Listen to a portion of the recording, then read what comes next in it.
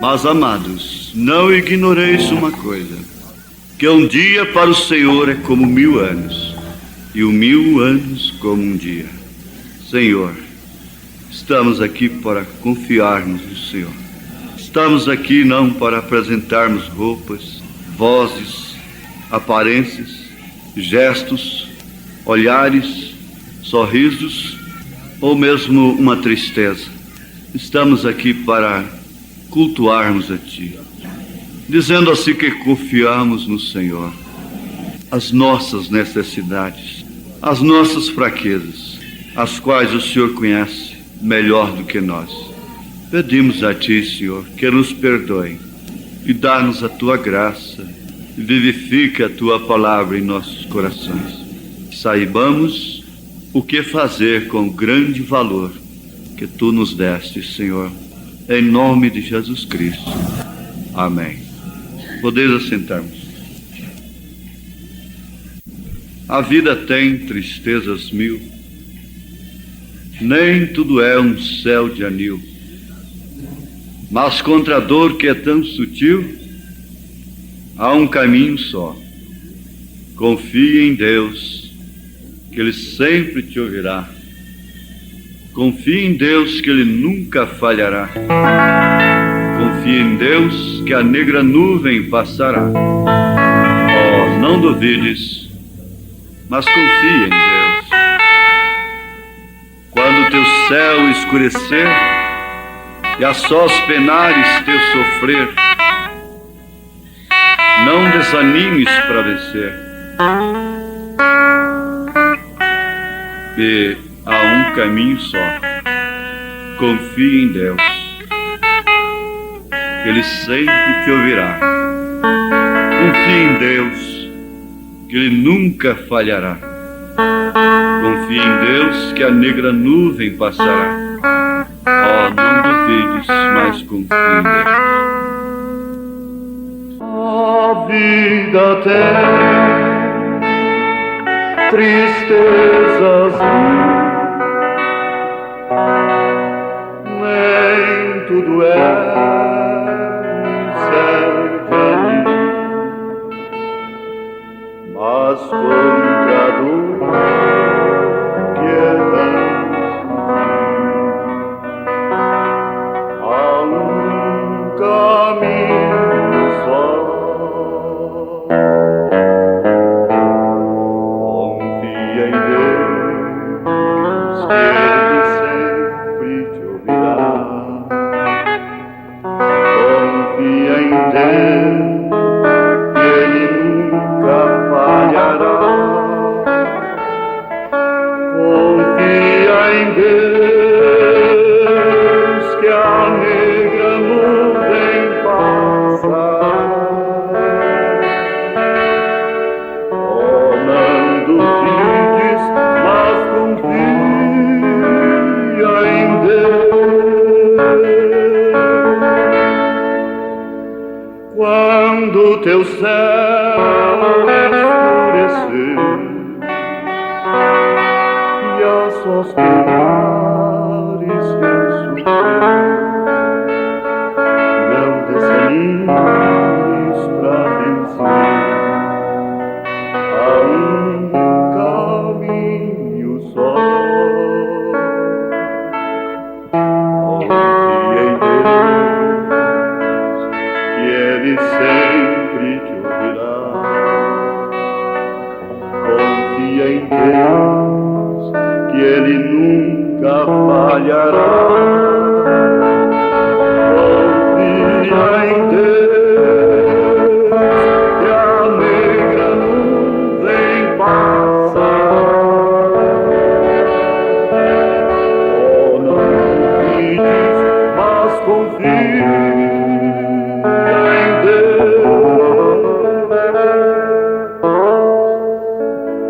Se a tua fé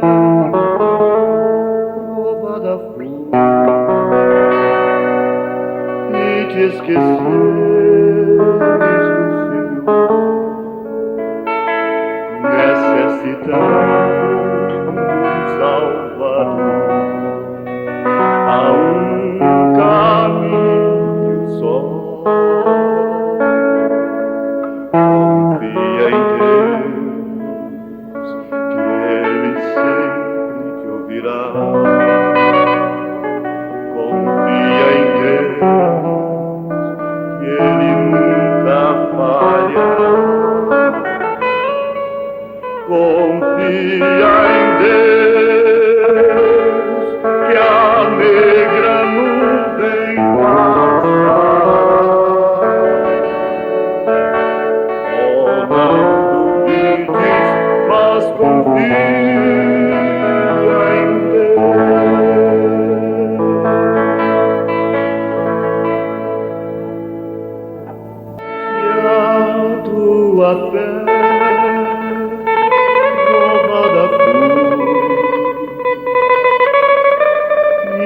te esqueceres do Senhor,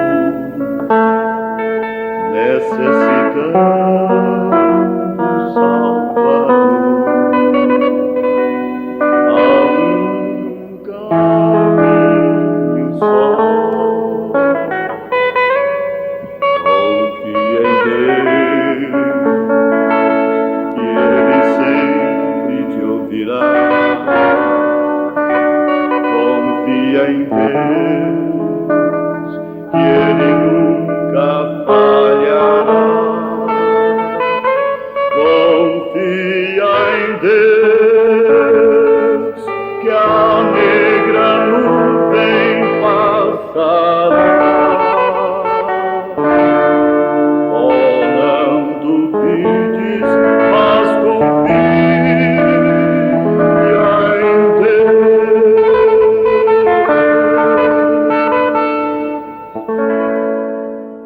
Mas, amados, não ignoreis uma coisa, que um dia para o Senhor é como 1000 anos, e 1000 anos como um dia. Que farei com este valor? Um dos grandes valores que Deus deu para o homem foi o tempo. E São Paulo, sabendo disso, recomendou que deveríamos remir o tempo. Tenho constatado que tem sido a coisa mais desperdiçada na vida, é o tempo.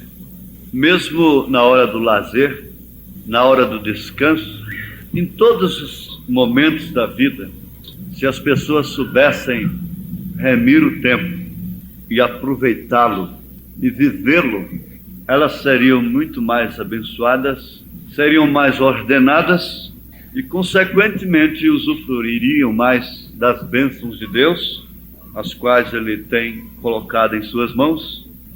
O grande valor da saúde, o grande valor da salvação, mas não sabendo aproveitar o tempo, viver o tempo, as pessoas ficam tristes na hora que deveriam estar alegres e ficam desesperadas na hora em que deveriam estar confiadas, comem na hora que não deveriam comer, deixam de comer na hora que deveriam comer. E aí você pode ampliar isso. Cada pessoa é uma pregadora. O pregador simplesmente abre um pensamento, dá um pouquinho daquilo. Mas quando a pessoa está mesmo ligada à pregação, com seu espírito ligado ao que está ouvindo, o próprio Espírito Santo amplia aquele pensamento. E você então já viu que muitas vezes você não sabe o que fazer com o tempo, com aquela hora, com aquele momento. Então vem a ociosidade e a ansiosidade. A pessoa fica ociosa. Muitas trabalham demais e nunca estão ociosas. Outras quase não trabalham e vivem sempre ansiosas e aplicam o tempo de uma maneira errada. Mesmo entre os casais, às vezes, falando entre linhas, determinados instantes da vida do casal é aplicado de uma maneira errada e eles não têm um aproveitamento da vida conjugal como deveriam ter. Tudo por falta de um determinado controle e uma determinada ordem. A bandeira nacional tem no seu centro ordem e progresso, com suas cores representando suas riquezas, o seu potencial. Mas, de fato, sem ordem não há progresso, a ponto do profeta dizer que se a ordem da igreja não for mantida, observada pela igreja, o Espírito Santo sai da igreja. Então, aquilo eu creio que foi inspirado, ordem e progresso. O que pode dizer ordem é progresso, sem ordem não há progresso. De forma que toda vida desordenada, ela resulta em autodepreciação, em autodesmoralização, e a pessoa, por fim, desacredita em si mesma, mas vai ver, ela tem uma vida desordenada. Ela não sabe usar o tempo, ela não sabe usar das amizades, não sabe usar da hora certa para falar as coisas, mesmo entre família. Às vezes tem hora que não é própria para você falar com aquele marido, sabendo que ele é um temperamental, é um nervoso, ele prevalece disso. Toda pessoa nervosa é como um bêbado, A pessoa bêbada, ela só não sabe o que faz. Quando ela perde o sentido, ela prostra, ela cai. Então não faz mais nada. Mas enquanto ela está de pé, ela sabe o que está fazendo. Ela simplesmente está estimulada pelo álcool para fazer aquilo. E muitas vezes ela tomou um pouquinho só de cachaça e ela procede como se tivesse tomado uma garrafa inteira. Eu tenho exemplo disso, que eu passei uma noite na cadeia por causa de um cunhado meu. Ele tinha que casar no outro dia às 9 horas da manhã e ele disse: vamos despedir da minha vida de solteiro. E entramos num bar e ele começou a beber cerveja, queria fazer com que eu bebesse também. E eu pedi um pouco de serragem, eles jogaram serragem debaixo da mesa e fui tapeando aquele rapaz e eu jogava cerveja por baixo da mesa. E logo ele ficou doido. De madrugada saiu quebrando, depedrando e estragando coisa pública e jogando lata de lixo no meio da avenida, virando banco da avenida, quebrando galho de árvores. Na casa de minha tia, eu deixava minha bicicleta para descer para o setor ferroviário e enquanto fui apanhar a bicicleta no fundo da casa, lá onde guardava, ele derrubou a mureta da casa. E o vizinho, que tinha um táxi, viu pelo vitrô, ficou olhando toda aquela gritaria. Ele tinha calça branca e paletó azul. E eu não tinha nem paletó, que não dava conta de ter nenhum paletó até então. Eu só tenho paletó depois que vocês me deram. Amém. E eu tentando segurá-lo, e ele era muito forte, eu não dava conta. E descemos a Avenida Goiás, ele quebrando a coisa, e eu tentava segurá-lo e não conseguia. E quando chegamos na 61, o motorista chegou e era já com a polícia, com os investigadores, e eu falei: é a polícia. Nessa hora ele sarou. Ele sarou imediatamente. E ele entrou justamente na casa dele, ele morava no fundo, tudo escuro, e eu despistei a polícia e segui em frente. Entrei num lote baldio, eles entraram com um revólver na mão, e eu nunca tinha enfrentado tal situação. E o motorista de táxi, que era vizinho da minha tia, disse: não é esse não, é um de calça branca e paletó azul. Esse aí estava tentando segurá-lo. Aí o policial, o investigador, disse: nós fofamos o lombo desse aqui, que ele conta onde está o outro. Eu só me lembro que eu disse para ele: senhor, não sou defunto sem choro, cuidado. Foi Deus que pôs aquilo na minha boca. E certo é que me levaram. Chegou lá o delegado de plantão, disse: não, ele vai contar onde está o outro, deixa ele aí. Eu falei: eu não vou contar porque o rapaz vai casar amanhã às 9 horas da manhã. Falei: então você vai passar a noite no xadrez. Eu falei: eu vou, não tem importância. Tinha um delegado muito famoso, então eu disse: deixa ele passar a noite aí, que amanhã ele conta quem é esse camarada, que ele vai ser processado. Quer dizer, amanhã nós trataremos com ele, ele vai contar quem é.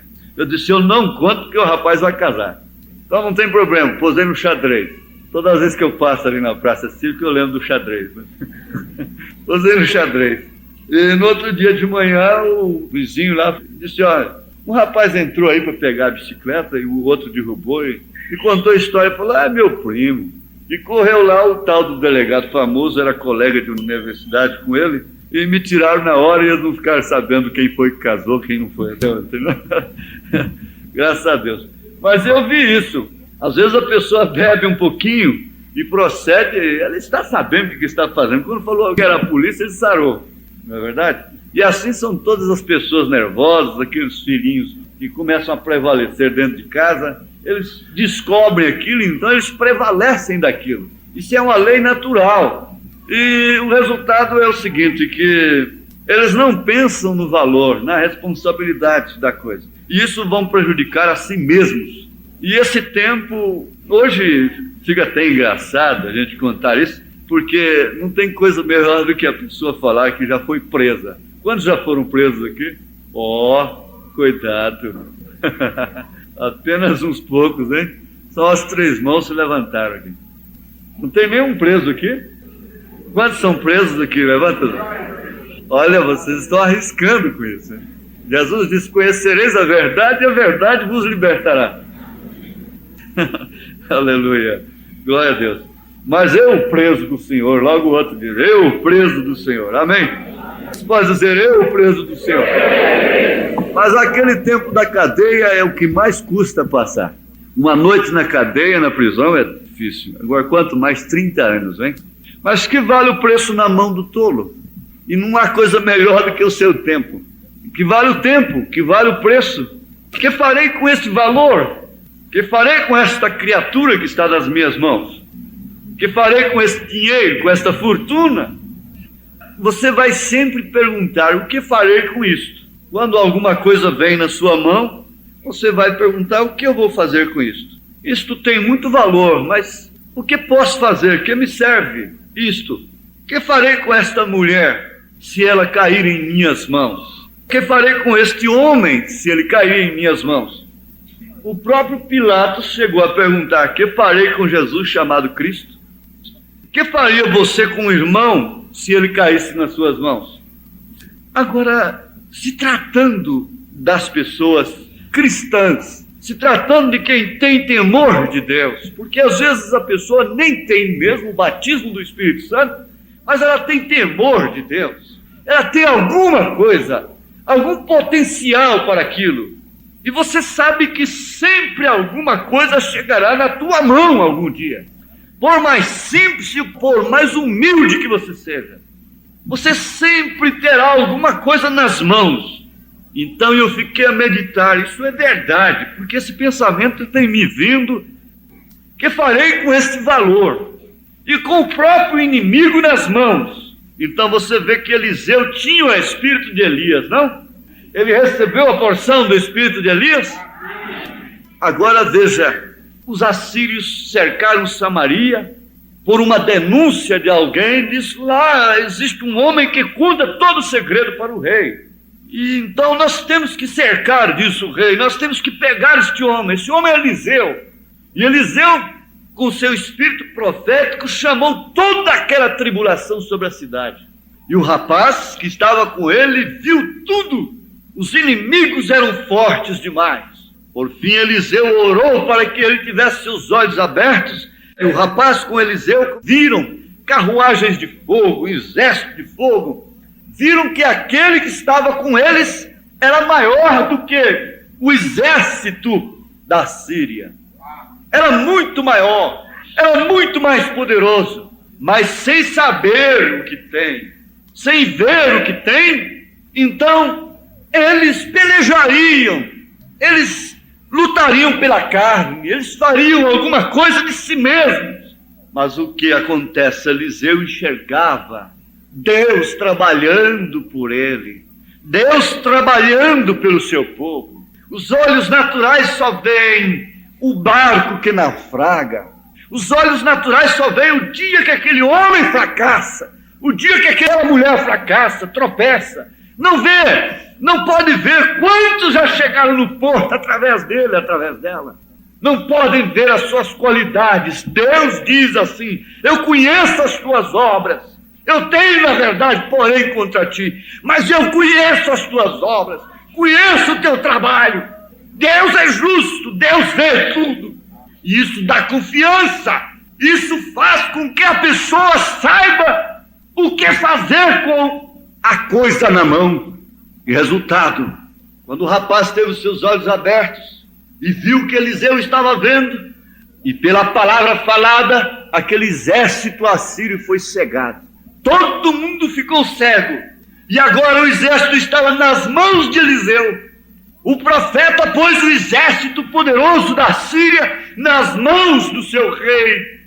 E ele então consultou: o que fazemos com eles? Agora, eles estão aqui dentro, todo mundo tateando, cego, não podia fazer nada. Isso seria como um caçador que pega uma caça viva ali no laço e tem coragem de matá-la a sangue frio. Não, Eliseu não fez isto. Não fez isto. Ele tinha o inimigo na mão. E era um grande valor para Israel. Era um grande valor para o seu povo. Era uma grande coisa, um grande feito. Mas o que fizeram? Deram comida para eles. Não mataram. O que fez Davi quando tinha Saul na mão? Pensa um pouquinho. Aquilo era um grande valor. Aquilo tinha tanto valor que Davi chegou a matar o mensageiro de sua morte. Ele reconhecia o valor daquele homem, porque ele representava um povo. De todos os modos, Saul representava a escolha de um povo, fosse pela vontade perfeita ou permissiva de Deus. Davi reconhecia aquilo, porque Davi tinha o Espírito de Cristo. Agora veja como você dá seus passos nas mínimas coisas. O que faria você com um irmão nas suas mãos? O que Eliseu fez com o exército da Síria? O que Davi fez com Saul? O que foi que o irmão Frana fez com o casal que estava desenrolando cena amorosa, abraçando, não ali na esquina, no escuro, mas na frente do auditório, para desmoralizar a sua reunião? Quando o Espírito Santo disse: eles estão nas suas mãos, faça o que você quiser. Agora você faça com eles o que quiser. O Espírito Santo disse para o irmão Brana: faça com eles o que você quiser, o que você sentir, o que você pensar. Ele disse: eu os perdoo. E quando ele falou eu os perdoo, a atmosfera daquele lugar mudou completamente. E aquele grande tropeço virou numa grande bênção. Aleijados começaram a andar, gente saltando das cadeiras de roda, cego enxergando, câncer caindo no chão, o poder de Deus se manifestando por força do amor perfeito. Todos os dias eu durmo com minha Bíblia aberta em 1 Coríntios 13 e ponho minha mão ali e digo para Deus: se isso aqui não funcionar, não tem ninguém no rápido. Não me adianta nada, ainda que eu andasse mais fiel possível, mais justo possível, fosse o maior moralista do mundo, se isso aqui não for vivificado na minha vida. Porque Paulo disse: ainda que eu falasse a língua dos anjos, ainda que eu desse meu corpo para ser queimado, ainda que eu desse todos os meus bens para os pobres, ainda que eu falasse a língua dos homens, ainda que eu não fizesse tudo e não tivesse isso aqui, essa pedra de coroa, nada me adiantaria. Enquanto não tivermos essa pedra de coroa, não somos nada mais um do que o outro. Não temos nada mais um do que o outro. Não há nenhum melhor do que o outro. Todos, como diz o profeta, cada um coloca a sua mão na sua cabeça moribunda. Mas o que fazer? O que fazer com as boas coisas, se não sabemos o que fazer com as coisas más? O que fazer com uma televisão dentro de casa? O que fazer com uma revista dentro de casa? O que fazer com uma página de jornal que, se a gente não cuida, a gente leva para os mais queridos da gente? Ver aquelas frasezinhas, tem sempre um personagem famoso ali dentro. Eu não entendo como isso funciona, mas há sempre um patinho, há sempre uma coisinha ali, um personagem que ganhou fama, e que as pessoas compram um jornal por causa daquilo, compram uma revista por causa daquilo, gasta o dinheiro com aquilo que não é pão por causa de um horóscopo. Mas o que fazer com isso? O que fazer com o valor? O que fazer com as coisas boas? O que fazer com as coisas más?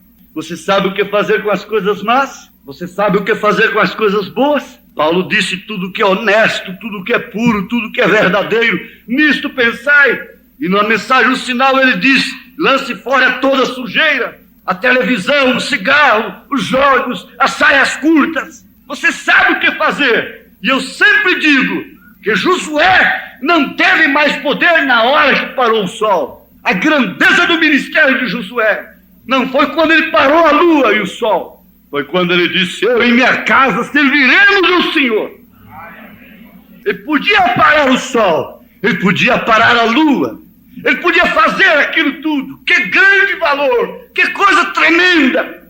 Mas eu e minha casa, eu e meu altar, eu e meus passos, eu e minha vida, eu e minha entrada, eu e minha saída, eu e meu assentar, eu e o meu levantar, eu e o meu deitar, eu e o meu dormir, eu e o meu alimentar, eu e o meu olhar. Que farei com isso?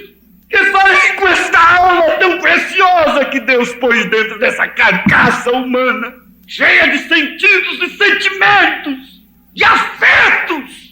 Que farei eu com este espírito? Que farei eu com esta alma? Que farei eu ao olhar para esta irmã? Que farei eu ao olhar para este irmão? Olhos a olhos, seres humanos. Fazemos tudo para salvar um pecador, manufaturar um pecador rebelde, E às vezes queremos sangrar um irmão que está no redil. Que sentido tem isto? Mas é isto. Há pessoas que querem sempre diminuírem-se a si mesmas. Outras querem sempre mais. Sempre mais. Mas é o caso que eles contam daquele homem da banha. O compadre rico chamou o compadre pobre para lhe dar uma lata de banha. E ele andou distância longa para ir na sua casa buscar a lata de banha. Chegou lá, ele deu 9 quilos de banha para o compadre pobre. Ele pôs a lata nas costas, aquilo estava levinho, e saiu murmurando em pensamento: que é isso o compadre fazer e ouvir de tão longe da minha casa, para buscar apenas 9 quilos de banha? Como é miserável, meu compadre, ele tendo tanta coisa, sabendo que seu afilhado está passando necessidade. Ele podia ter me dado muito mais, o chiqueiro está cheio de porcos e coisa assim. E foi pensando, e ele ia andando com a lata de banha. Começou a suar. E daqui a pouco ele falou assim: o que acho que o compadre pôs foi 12 quilos. Ele enganou. Ele não é tão miserável. Na medida que ele ia andando, daqui a pouco ele falou: o compadre enganou, ele botou foi 15. Sabe que o compadre não é miserável. E a distância ia fazendo o peso aumentar o reconhecimento, o valor, ia aumentando o peso. E lá adiante ele falou: o compadre é muito bom. Ele pôs foi 20 quilos de banha. Estava com a camisa molhadinha. E lá na frente ele falou: mas como o compadre me faz uma coisa dessa, sabendo que eu moro tão longe, me dá 25 quilos de banha numa vez? E aquilo foi pesando. Daqui a pouco ele disse: visitar a casa. Meu Deus, mas que compadre, ele não devia fazer isso comigo, que coisa. Me dá 30 quilos de banha. Você está entendendo o que é? Você sabe o que o Espírito quer te mostrar com isso. Pensa, você acha que é pouco que Deus tem te dado, mas comece a andar na sua estrada. Olha que esse relógio pesa. Quando eu chego em casa, primeira coisa, isso aqui aperta o punho, o sapato aperta, eu já vou tirando, jogando para lá, e tudo aperta. Isso aqui é abotoadura, já vou jogando para lá. E você sabe que o relógio tem hora que pesa, a gente tem que tirar e ficar com ele assim, né? Glória a Deus, aleluia. Mas veja que peso caiu nos ombros de Davi. Ele estava apenas apacentando seu pequeno rebanho. Era um homem que, se fizesse qualquer coisa, não o comprometeria, não mancharia ninguém, não escandalizaria ninguém. E ele estava ali apacentando o seu pequeno rebanho de seu pai. Seus irmãos para lá gostavam muito da cidade, ele gostava mais era do campo mesmo. E ali quieto, mas que peso caiu nos seus ombros, quando antes ele apenas apacentava rebanho, e ele nunca pensou em tal coisa. Você nunca pensou em tal coisa. Que faria Davi com tamanho valor?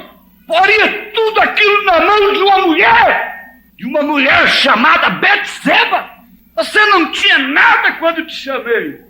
Você não era nada. E diz o profeta: ainda continua não sendo. Mas foi jogada tanta responsabilidade. Deus nunca veio a Davi dizer para ele: Davi, cuidado com a tua vida, porque ela vai ficar na Bíblia Sagrada. A Bíblia vai ser traduzida em todas as línguas, idiomas, tribos, dialetos. Sua vida vai ser um padrão. Sua vida vai ser um tipo de Cristo. Vai ser um tipo de Messias. Davi, tenha cuidado.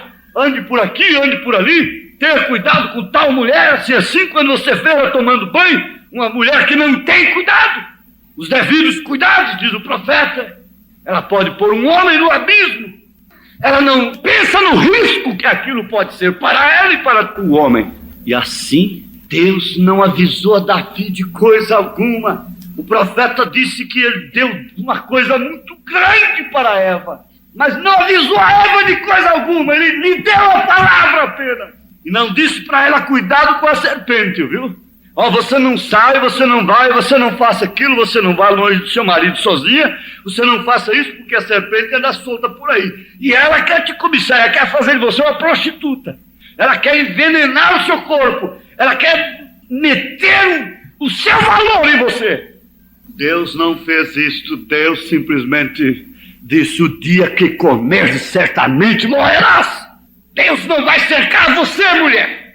Deus não vai te cercar. Deus não cerca quem quer que seja, Ele simplesmente lhe dá a palavra. E quando eu fracasso, você fracassa. Você não pode culpar lá ninguém, nem mesmo o próprio diabo. A pessoa que conhece, a pessoa que vê o que nós podemos ver, não podemos culpar nem sequer o diabo. Diz o profeta, não culpe o diabo, foi você quem foi na fronteira. Agora, sem saber o que significava a árvore da vida, sem saber o que significava a árvore da ciência do mal, que adiantava a Eva dizer, mas Deus, eu pensei, eu não sabia, isso e aquilo. Explicação alguma serve para uma mulher. Livra uma mulher dela ser uma prostituta, uma adúltera. Explicação alguma evita um homem de tal desgraça. Não justifica, explica apenas, mas não justifica, porque justificar é como se aquilo nunca tivesse acontecido. Mas que faria você com a oportunidade de Eva? Quantas oportunidades Deus te deu? Quantas oportunidades Deus tem nos dado? Quantas oportunidades deu para Davi? Davi era uma semente de escolha, eleito desde o ventre de sua mãe. Eu vi uma coisa muito perfeita, é a eleição que é a perfeição. Deus só pode ver os eleitos como perfeitos. E ele, com toda a sua imperfeição, ele era eleito, elegido desde antes da fundação do mundo, para ser Davi. Mas Deus nunca falou para ele, Davi, cuidado que tua vida vai ficar na Bíblia. E ela vai ser lida no Brasil, ela vai ser lida na Inglaterra, ela vai ser lida na Espanha, ela vai ser lida na China, na Índia, no Japão, onde quer que seja. Deus não falou isso para Davi. Cuidado que tua vida vai ficar na Bíblia. O que fará você com este valor de tua vida está na Bíblia de Deus, no livro de Deus. Por isso só uma coisa poderia colocar isso ali, é a predestinação, é a eleição. Não há perfeição humana, não há nada que possa se chamar de perfeito nessa terra. É somente a eleição, porque Deus vê você além de todos os buracos, de todas as crateras. Enquanto o homem está dando muito valor à lua, poeiras cósmicas e doenças e coisas, radioatividades, etc., crateras e nada mais, a noiva de Jesus Cristo está dando valor à Santa Jerusalém, que é real e verdadeira. Que grande preço, que grande valor Deus tem posto na mão de quem não vale nada como eu, como você. Tem você essa grande joia em suas mãos? Está isso dentro de você, desde antes da fundação do mundo. O que é perfeito, o que é bela, o que quase em Cantares de Salomão, esta linda cidade. Ora, para uma noiva tão perfeita, para uma esposa tão querida, não haveria lugar mais próprio do que Santa Jerusalém. Aleluia, glória a Deus. Ela descerá do céu, ataviada como uma noiva, diz a palavra do Senhor. E que valor é este? O que farei com este valor? O que farei com esta cadeira que está nesta mesa de milhares e milhares de quilômetros? O que farei com esta cadeira? Acederei para outro? Como? Como pode? Sempre ali está a minha falta, sempre ali está a tua falta. Deixa você faltar no canto da cama, deixa você faltar na cabeceira da mesa, deixa você faltar no bater da porta. Cheguei! Queridos, cheguei, meus filhos, cheguei, minha esposa. Deixa você faltar, deixa seu chapéu faltar na parede, deixa faltar sua voz, deixa faltar o seu calor. O que faria você com o valor de seu marido? O que faria você com o valor de ser uma esposa? Quem pode te dar mais valor? É tua mãe? É teu pai? É teu marido? Por isso disse Deus, deixa o homem, seu pai, sua mãe, une-se a sua mulher e os dois são um. E o que fazer com este valor? O que fazer com este preço? E Salomão pergunta, o que vale o preço na mão do tolo? O que vale um rebanho na mão de um tolo? O que vale a mensagem na mão de um tolo? Não vale nada um homem como este. Não vale nada uma igreja como esta. Não vale nada você, para quem quer que seja, ao passar aí na rua, vestida como uma marmota. Se você é aquela que acompanha a moda mais de perto, ainda sofre muita coisa. Mas se você é aquela marmotinha da mensagem, aquele crente santo rolador, como diz o profeta, que vale esse preço na terra, a terra não sabe que o que detém a sua desgraça é a noiva. Não sabe. Se os homens soubessem, eles fariam tudo, eles dariam tudo por esses crentes da mensagem. Por esse povo que crê no William Marion Branham. Porque é o povo que detém. É o Espírito Santo nesse povo, detendo o mistério da iniquidade, detendo a grande tribulação entrar em cena. Mas o que fazer com este valor? Mas dela veio Salomão. Aquilo estava dentro de um propósito de Deus, que nem o próprio Davi podia saber como estava acontecendo aquilo. Aquilo era contrário à sua própria justiça, porque a sua justiça era de Deus. Então ele arrancaria a espada ao saber daquilo e diria: este homem precisa morrer. Mas ele estava justamente caminhando nos passos de Deus. Deus podia ter trazido Salomão, por certo, sem dúvida, de acordo com sua própria palavra, através de uma virgem de Davi, mas ele quis trazer através de Betseba.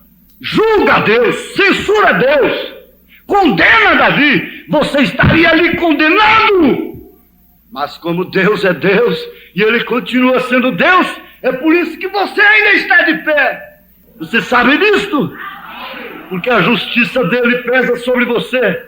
Ela está em você e você próprio sabe fazer a sua autocrítica antes de abrir a sua boca, como diz o profeta, para ser um tagarela.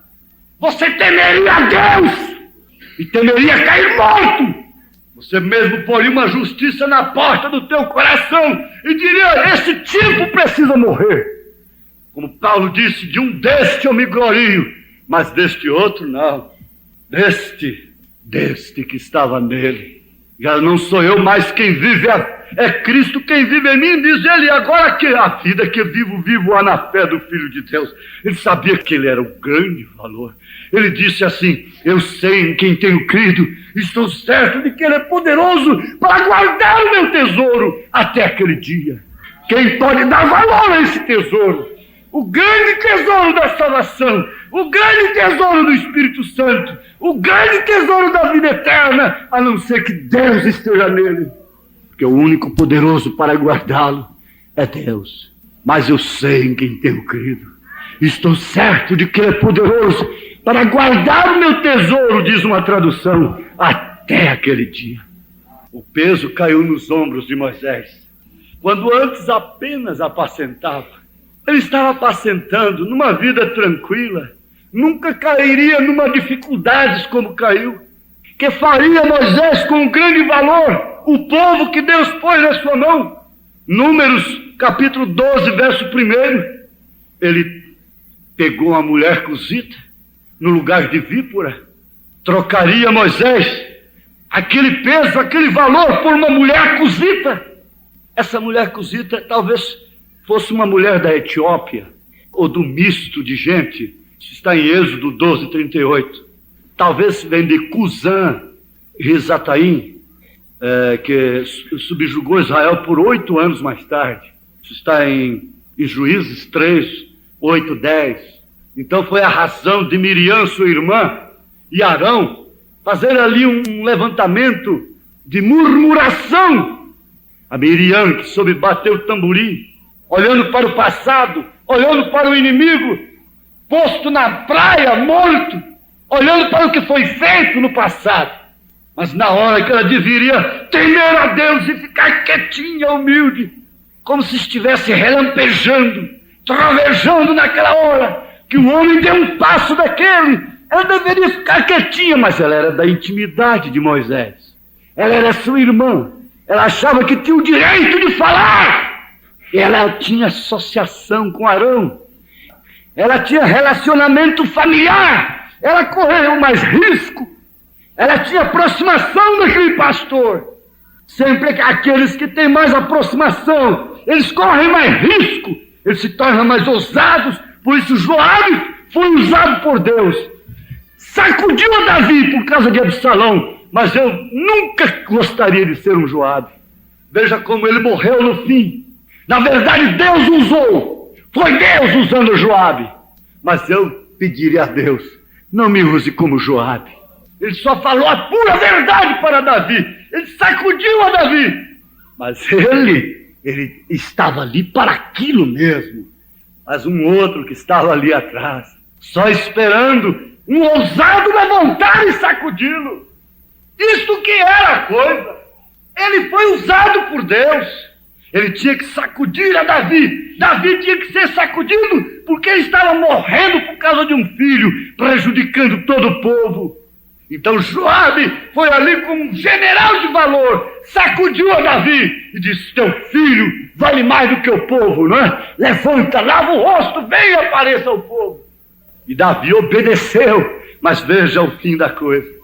E Miriam tocou o tamborim, olhando para os soldados do Egito mortos na praia, e cantou, e cantarolou, e bateu, mas na hora dela encolher e ficar quietinha, quietinha, essa mulher é da Etiópia, essa mulher é egípcia, essa mulher é de um misto de gente. Moisés não podia tomá-la porque ele é um mestre, ele é um exemplo. Israel não pode fazer isso como que ele vai fazer.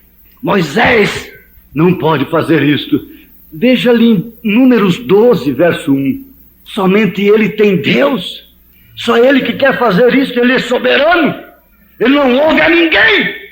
Ele não tem que ouvir a ninguém. Não adianta falar com ele. Disse aqui, veja Números. E falaram Miriam e Arão contra Moisés por causa da mulher cusita que tomara, porquanto tinha tomado a mulher cusita. E disseram: porventura falou o Senhor somente por Moisés? Não falou também por nós? E o Senhor o ouviu. E veja, e era o varão Moisés muito manso, mais do que todos os homens que havia sobre a terra. E logo o Senhor disse a Moisés, e a Arão e a Miriam: vós três, sai da tenda. Sai a tenda da congregação. E saíram eles três. Então o Senhor desceu na coluna da nuvem e se pôs à porta da tenda. Depois chamou Arão e a Miriam, e eles saíram ambos. E disse: ouvi agora as minhas palavras. Se entre vós houver profeta, eu, Senhor, em visão a ele me farei conhecer, ou em sonhos falarei com ele. Não é assim com o meu servo Moisés, que é fiel em toda a minha casa. Boca a boca falo com ele, e de vista e não por figuras, pois ele vê a semelhança do Senhor. Porque, pois, não tiveste temor de falar contra o meu servo, contra Moisés, assim a ira do Senhor contra ele se acendeu e foi-se.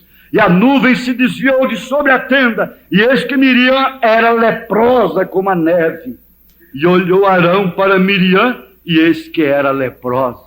Pelo que Arão disse a Moisés: Senhor meu, ora não ponha sobre nós este pecado, que fizemos loucamente e com que havemos pecado. Agora foram eles quem pecaram, mas antes quem tinha errado era Moisés para eles. Mas quem estava pecando era eles. Não era Moisés, era eles quem estava pecando. Não era Davi. Não é você. A igreja noiva está numa era de soberania. Nenhum crente, nenhum filho de Deus toma o outro em suas mãos para depreciá-lo. O profeta diz: ele não sai com tagarelice por aí, ao invés de vir a ele conversar como um irmão. Se é que ele tem o Espírito Santo, então ele não faz uma coisa pior do que aquilo que ele acha que o outro está fazendo. Eu estou falando isso, eu creio ser pelo Espírito Santo de Deus, porque isso se fala de perfeição. Essa igreja é parte da noiva de Jesus Cristo. Você pertence a ela desde antes da fundação do mundo. Você sai lá do outro extremo da cidade, passa por portas de muitas igrejas e vem aqui, porque aqui sua alma é alimentada, porque onde está o corpo morto, ajuntar-se às águias. Você toma seus filhinhos pelas mãozinhas, você entra dentro do seu carro, você ora, você entra no ônibus, pecaminoso, sujo como está, e atravessa toda a cidade, e vem aqui com tua família, e sabe que tua alma voltará alimentada. Sabe? Ai daquele que se levanta contra você. Ai daquele. Aquela águia mãe estava olhando ali, os seus filhotes brincando ali na relva, e diz o profeta: ai do coiote que tomasse um filhote daquele.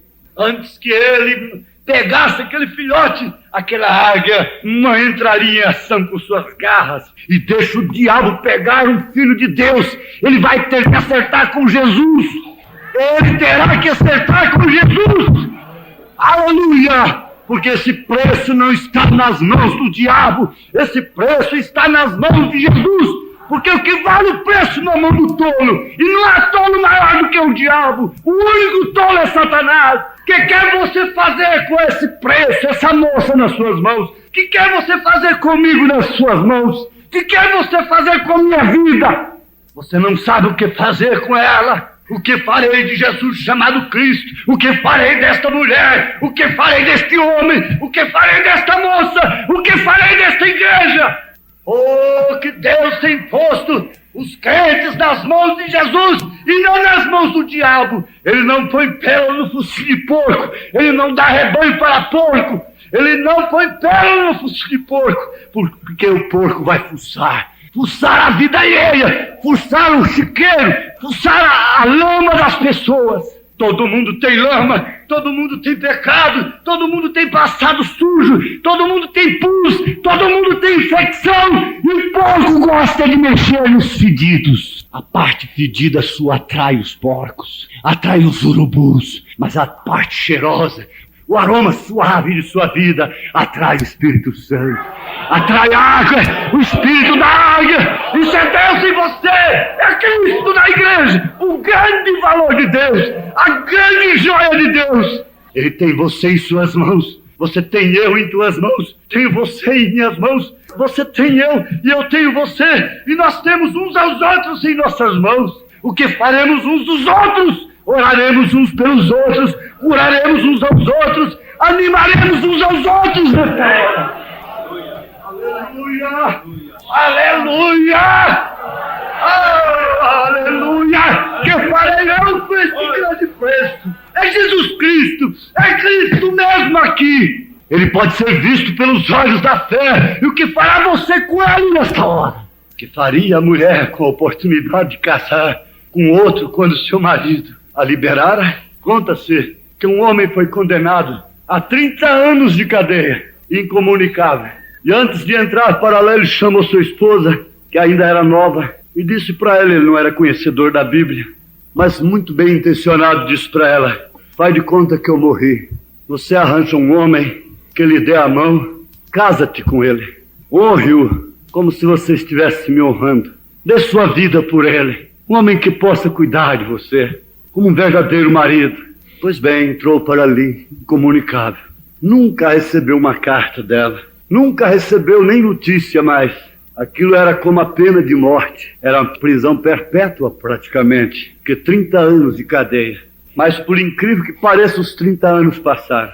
E ele, quando já tinha recebido a liberdade, antes de viajar, ele escreveu para ela, pensando que ela tinha o mesmo endereço. Ele disse assim: querida fulana, se você não encontrou outro alguém para a sua vida, e você está me honrando durante esses 30 anos, você não aceitou ninguém, não arranjou outro homem para você na minha ausência, e ainda me quer, está esperando por mim, você se lembra de um pé de carvalho que tem na entrada da cidade? Eu partirei tal dia, assim, assim. Eu vou de trem de ferro, a linha passa junto do pé de carvalho. O carvalho é uma árvore que dura muito, muito frondosa. Então você faz o seguinte, você vai ali e põe um pano branco, se você ainda está fiel a mim, se você ainda está me esperando.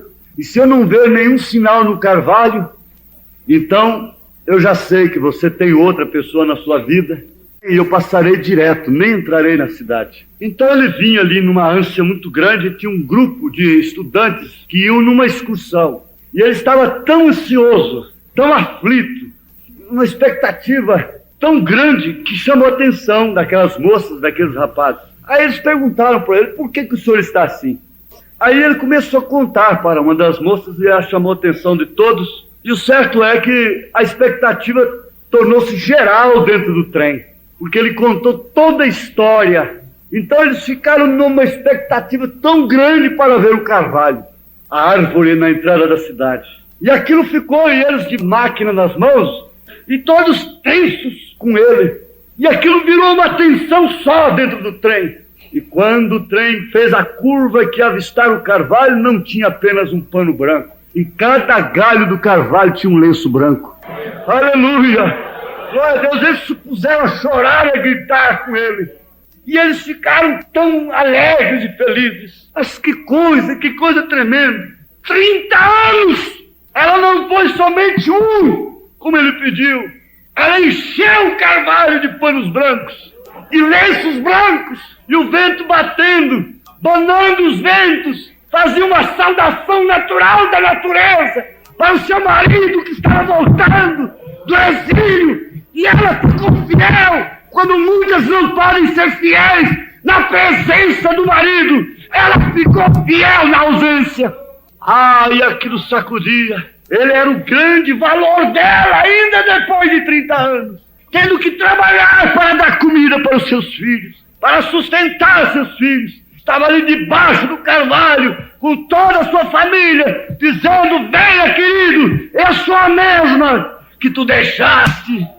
Seus filhos já crescidos foram ao encontro dele, e o estudante chorando, banhado de lágrimas, por ver aquele cenário do carvalho, dando boas-vindas a quem soube dar um valor que ela não sabia se nunca mais voltava.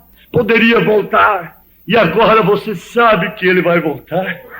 Você tem certeza que ele vai voltar, que você fará com Atos 2:38. Isto é um lenço branco no carvalho, que fará você com Marcos 16:17, para curar sua enfermidade. Ao crer nisso, você está pondo um lenço branco no carvalho, que fará você com Colossenses capítulo 1:26. Isso é um lenço branco do grande mistério de Deus em Cristo, Cristo na igreja, esperança da glória, que fará você com essas escrituras de Romanos 12:1, apresentando o seu corpo como um culto racional, um sacrifício vivo e agradável a Deus. Que lenço branco que enfeita o Calvário. Que grande valor. 1000 anos como um dia. Existe uma emergência nesta hora.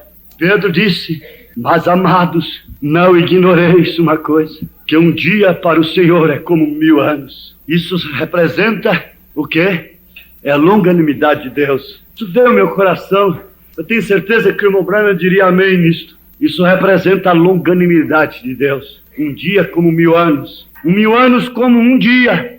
Isso representa a emergência com que ele teria que entrar em cena pelos rapazes que caminharam para a fornalha ardente. Você que sabe fazer cálculos matemáticos, fazer 1000 anos por um dia, você calculará a velocidade que se necessitaria para, em proporção, a velocidade proporcional, em comparação de 1000 anos para um dia. O desgostoso queria entrar. Ele disse: eu acabei o mundo com água, eu vou lá e apago aquela fornalha. Ele disse: não, isso é para mim. O Gabriel disse: pai, deixa eu ir. Ele disse: não, isso é para mim. 1000 anos é como um dia. Isso é emergência para Deus entrar em cena. Ele sabe. Você acha que já passou da hora? Eu às vezes penso: já passou da hora, Senhor. Eu já teria que ter feito isso. Espera. Marta achou que passou da hora. Maria pensou também: Senhor, se tu estiveras aqui, meu irmão não teria morrido. Não, ele não atrasou. Ele chegou na hora, porque não era apenas uma cura, era uma ressurreição.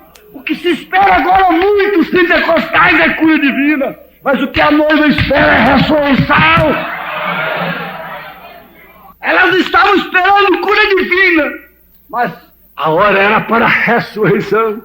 Estamos encantados com cura. Queremos ver curas para dizermos que Deus está ali. Jesus não estava na aldeia, sendo amigo de Marta e Maria. Não estava lá e não estava. Ele hospedava ali, se hospedava acolá.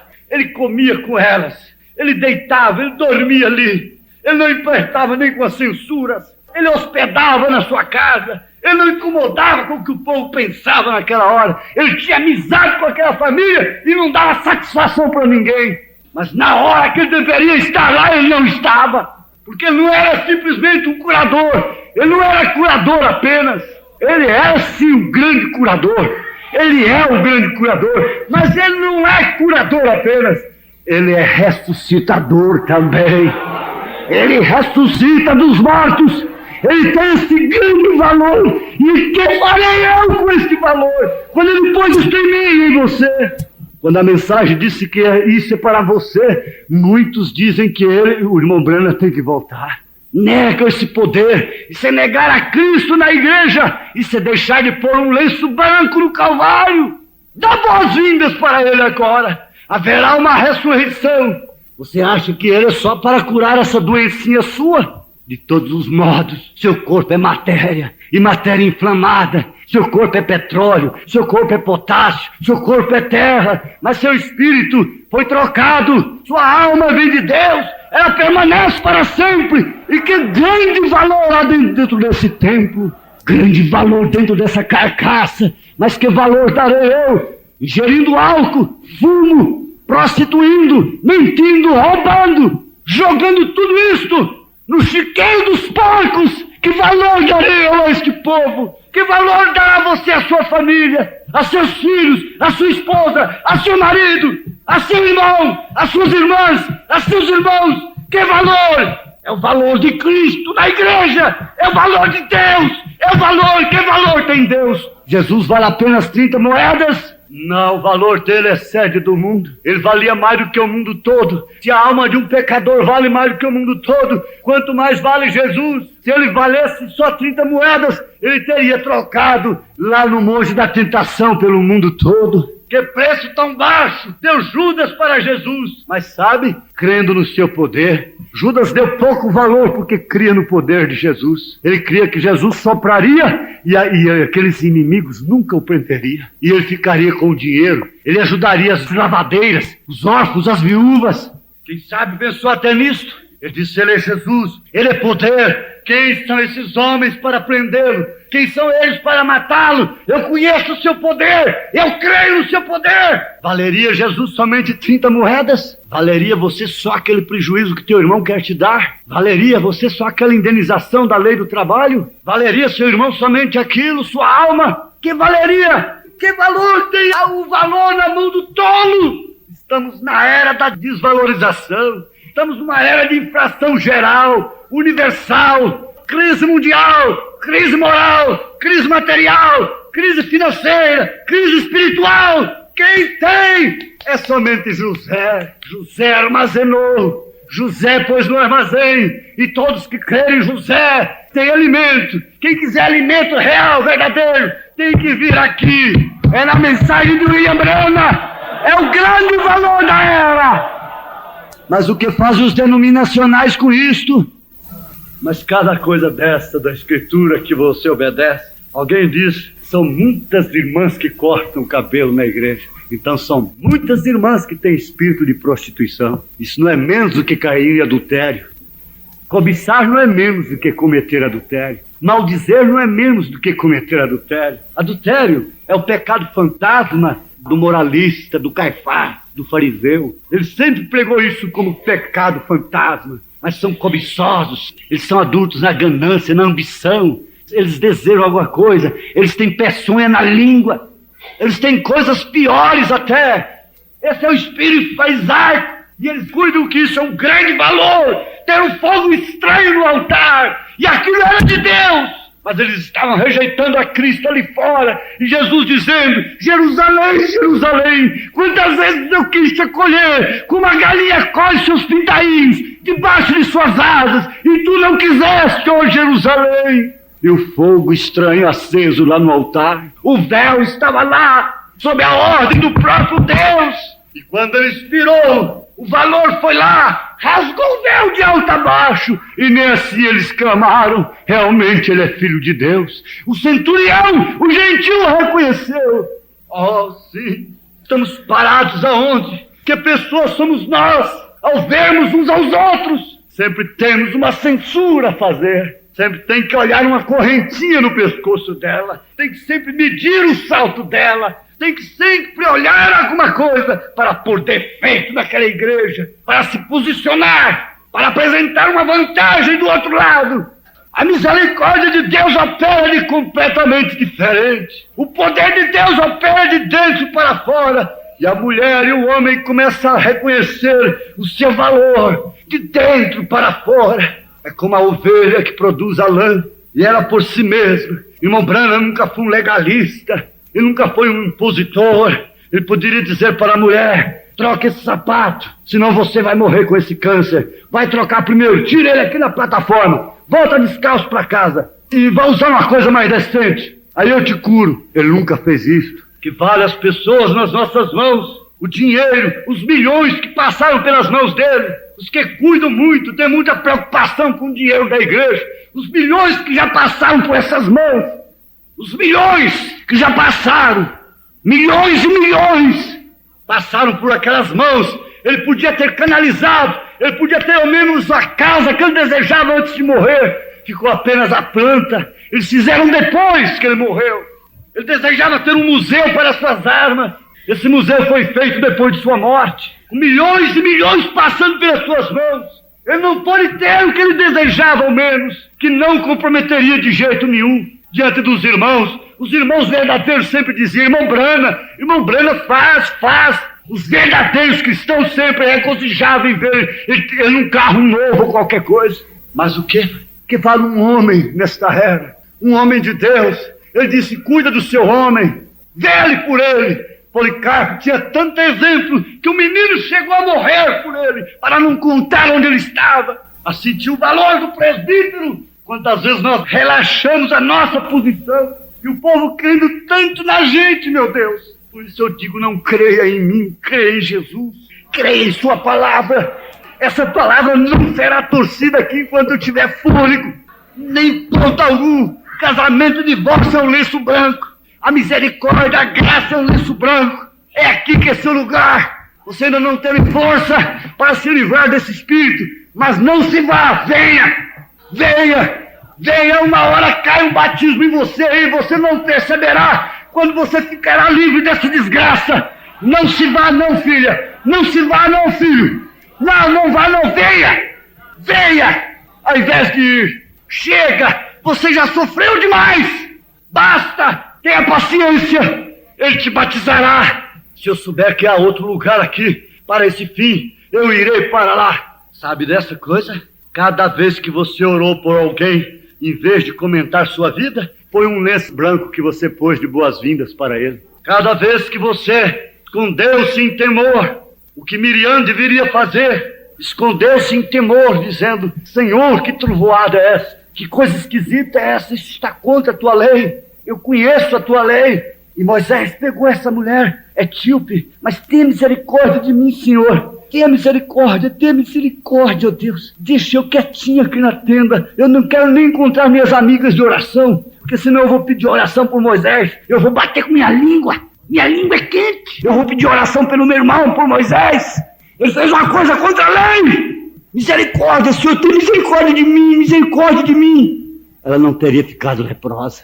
Quando isso cair na igreja, indiferente de quem quer que seja, e eu sei por onde eu tenho passado. Deus sabe por onde eu tenho passado. Deus sabe por onde você tem passado e por onde você vai passar. O irmão Branham disse: eu sei o que o irmão Neville vai sofrer. Eu vejo, eu posso ver por onde ele vai passar. Eu sei. Você sabe. Você não sabe o que espera o futuro, mas você sabe quem segura o futuro. Você sabe em quem tem crido. Você tem esse valor. Deus amou a você de tal maneira que deu seu filho, para que você cresce nele e não perecesse, mas tivesse vida eterna. Um grande valor. Que farei eu com este valor? Ao tomar estas coisas, eu estou enfeitando o cavalho de branco, dando boas-vindas ao esposo, que está ausente há tanto tempo, corporalmente, mas está no espírito, está no caráter. O caráter, aquele homem estava no caráter daquela esposa. 30 anos. Ela podia pôr lenço branco para ele, nenhum vermelho, para dizer: eu te devo essa confissão, mas tudo branco. Venha, querido, eu sou a mesma, e eu te honrei na sua ausência, mesmo sendo liberada. Cada vez que você lança a mão de Marcos 16, ao sentir uma dor, ao invés de fazer com que as pessoas se compadeçam de você, e você ameace com o semblante, e descaia, e você ameace e crie uma atmosfera de peso, cada vez que você lança a mão de Marcos 16, você está dando boas-vindas para ele. Você está dizendo: ora bem, Senhor Jesus, porque Jesus Cristo é o mesmo, ontem, hoje e eternamente.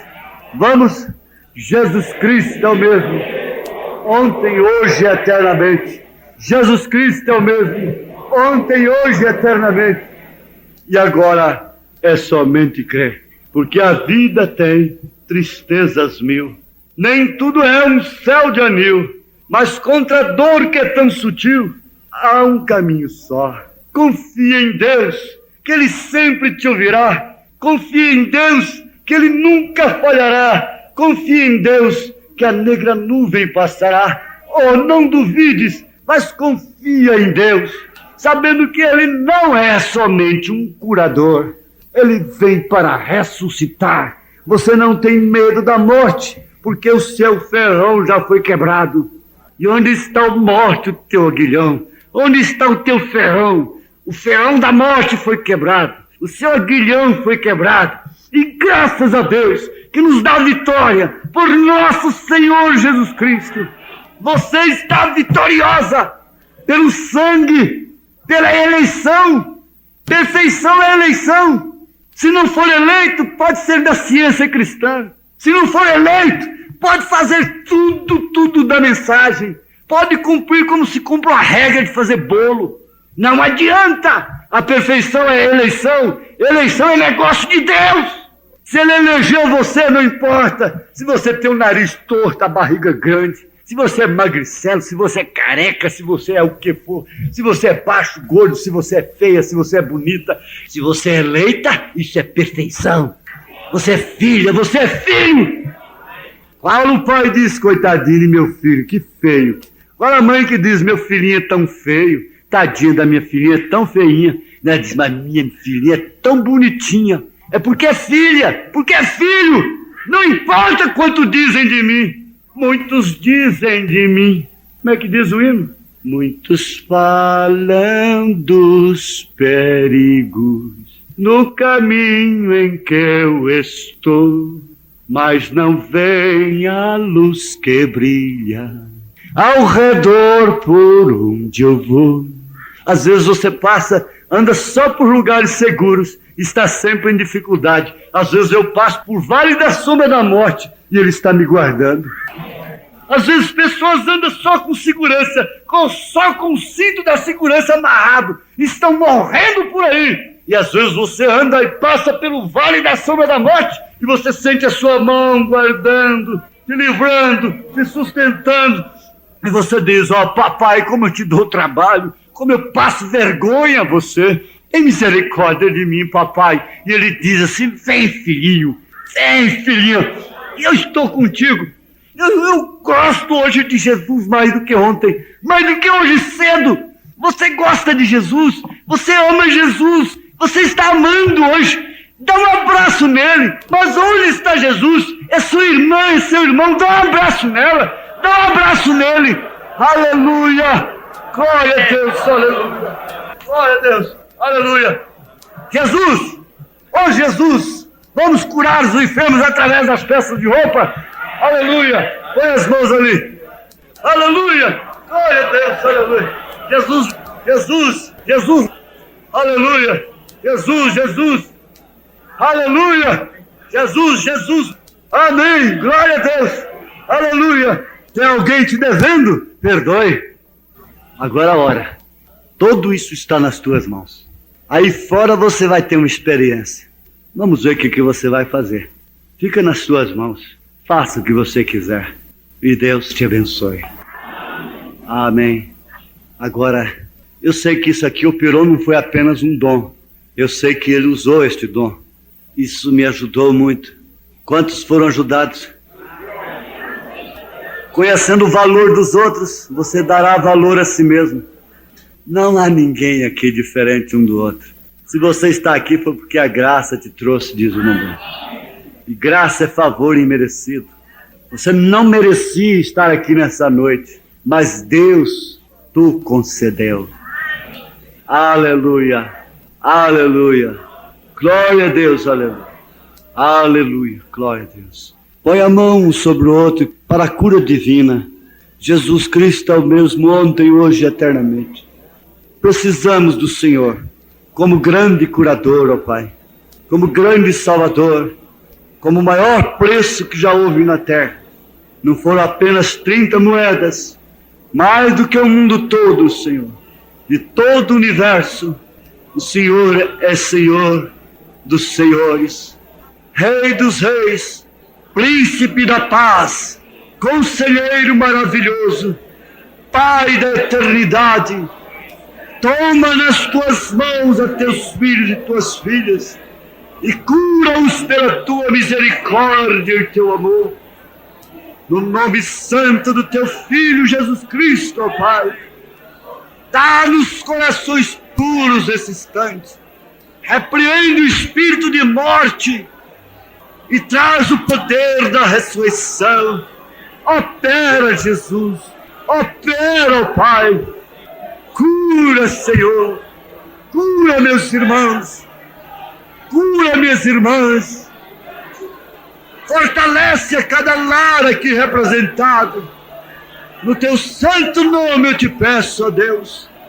Cada pessoa lembrada aqui nesse instante, seja libertada onde estiver. Seja a hora da operação do grande curador, Jesus Cristo, mesmo ontem, hoje e eternamente. Deus te dê a paz de espírito, saúde. Deus te liberte, em nome do Senhor Jesus Cristo. Amém, amém, amém. Glória a Deus.